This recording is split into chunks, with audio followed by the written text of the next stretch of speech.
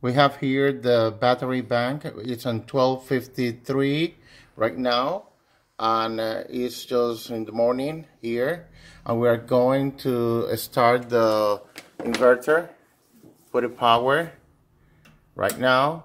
It's going to take like 15 or 30 seconds and to do the transfer switch, and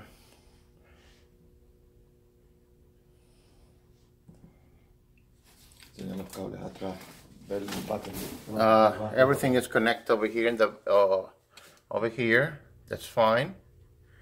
Going to the battery bank,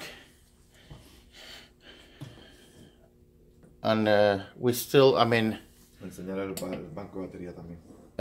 we have over here the battery bank. I sent you a picture already.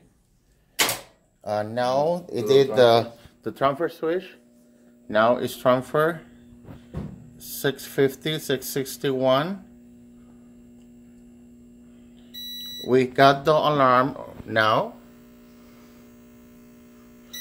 and we're going to show you when the overload. Now it did.